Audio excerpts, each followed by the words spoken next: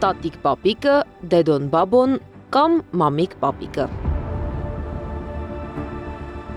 Արցախում ապրելու տարիներին հաճախ էինք մենք մեր սարերն արձանի շուրջը հավաքվում։ Լանջին հազիվ նշմարվող կանաչ խոտերին ծածկոց էինք փռում ու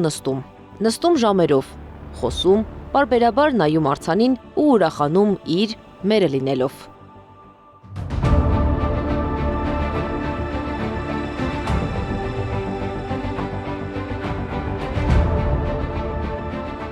Պատերազմից ու Արցախի բռնագաղթից հետո խոր հոգոցն ու լուսանկարներն են մնացել հակարից այս կողմ։ Այն կողմում տատիկ պապիկն են, դեդոն բաբոն կամ մամիկն ու պապիկը, որ պղծելու գործին է անցել Բաքուն։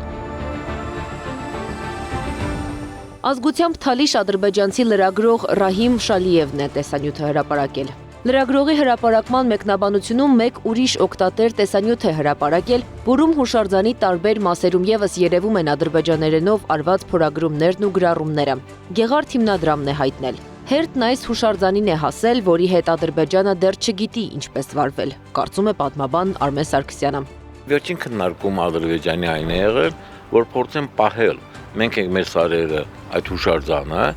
հաշվի առնելով, որ իբր այդ հուշարձանը հենվելով նրա վրա, որ այդ հուշարձանը 69 թվականին է սարքվել եւ դա սարքվել այն ժամանակ, երբ Լեռնային Ղարաբաղի ինքնավար մարզ կար։ Այսինքն Բաքուն ուզում է ցույց տալ, թե իբր իր պետության սիմվոլն է եւ չի քանդում այն։ Մինչդեռ 1967 թվականին Սարգիս Բաղդասարյանի նախագծով կառուցված հուշարձանն Արցախի հայկականության ու հազարամյակներ այնտեղ ապրելու խորհրդանիշն է։ Պատմաբան Սարգսյանը հիշեցնում է բացման ժամանակ Բաղդասարյանի պատասխանը, երբ հարցրել են, որտեղ է տատիկ պապիկի ոտքերը, ինչու են նրանք գետնին կիսատ քանդակված։ Ասել է, որ ոտքերը շատ խորը թաղված են հողի մեջ։ Տատիկ ու պապիկը ղարաբաղցիների ասած կամ մենք ենք մեր սարերը հուշարձանը խոր ու արժեքային համակարգ ունի։ Դա սիմվոլիկ մի արժեք է, որը մատնանշում է ոչ միայն տատիկին ու պապիկին, այլ մեր նախնիներին։ Մենք ենք մեր սարերը հուշակոթողի հետ Բաքուն վարվում է այնպես, ինչպես Արցախի 1000-ից ավելի հուշարձանների հետ։ Քանդում են, աղվանական կոչում, գերեզմաններ նավիրում, դրանց վրա կեղծ պատմություն գրում։ Կարծելով, որ դա արդեն վերջնականապես իրենց տարածքն է, որոշում են որպես նոր իրենց համար նոր պատմություն կերտել, այսինքն փորձում են հայկականությունը, հայացիությունը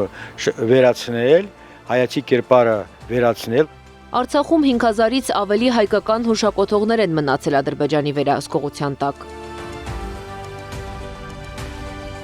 Պայթեցրել են Շուշիի, Հադրութի եկեղեցիները, Ստեփանակերտում գտնվող ազգային ժողովի շենքը։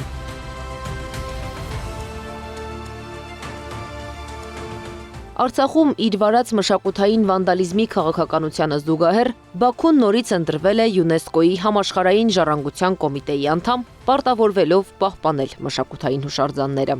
Անի Աբաղյան, Նոնա Գևորգյան, ABC Media։